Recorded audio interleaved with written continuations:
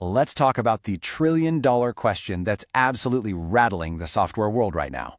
With the explosion of AI, investors are basically freaking out, wondering if the entire business model for companies like Salesforce is about to become a dinosaur. So today, we are going deep. We're going to use research from Compasscope to figure out if AI is the iceberg about to sink the ship, or if it's the massive wave Salesforce is about to ride to a whole new level. All right, so here's how we're going to tackle this. First, we've got to get under the hood and really understand what Salesforce is all about. Then we'll see who they're up against in the market and break down their strategy for getting even bigger. Then, of course, the main event, that huge AI question. After that, we'll cover the other risks they're facing, and we'll wrap it all up with a simple checklist of what you should really be watching. And this right here is why everyone's so on edge. $1 trillion, with a T, just evaporated from the software sector. Why? Because investors suddenly got terrified.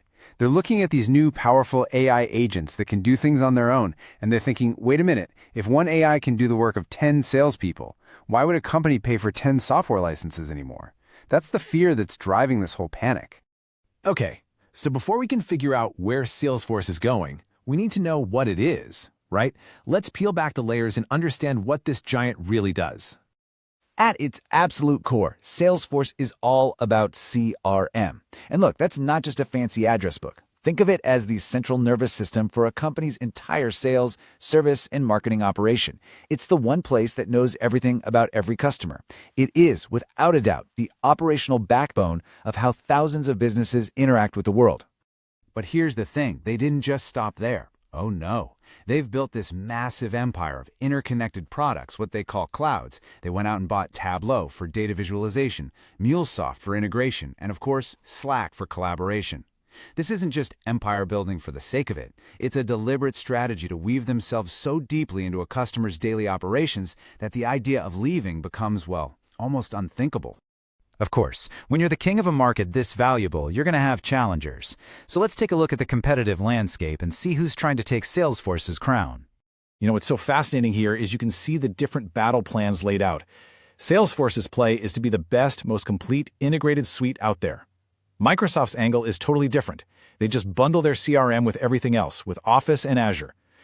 Then you've got Oracle and SAP trying to leverage their strength in back-office accounting systems, and HubSpot, which is just crushing it with smaller businesses who need something simple and affordable. And really, the fight to watch is Salesforce versus Microsoft.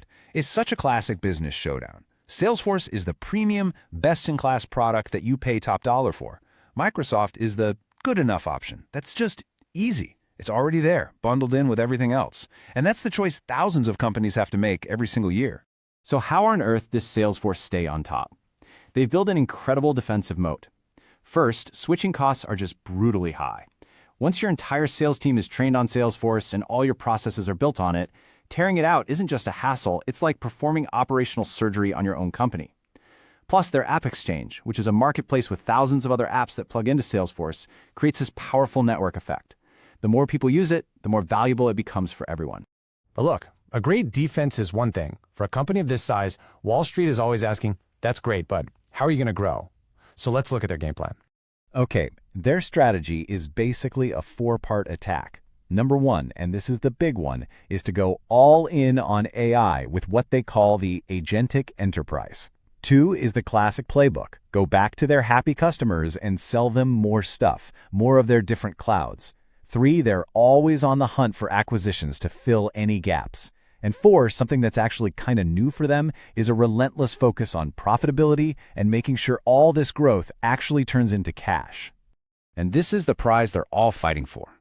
The company believes the total market that can go after is going to be almost $250 billion. That's just a massive number, and it's their way of telling the world that even though they're huge, they think they've still got a ton of room to run. All right, and that brings us right back to the heart of the matter, the main event. Is this AI revolution going to be a massive tailwind for Salesforce, or is it a hurricane that's about to blow their house down? This really is the trillion-dollar question. And it all boils down to this one question. Is AI a cannibal? Is it going to automate jobs and literally eat away at the number of software licenses Salesforce can sell? Or is it an expander, a powerful new capability that they can charge extra for, making every single customer they have even more valuable than before? Now, the bull case, the argument for Salesforce is pretty compelling. First, you've got what they call data gravity.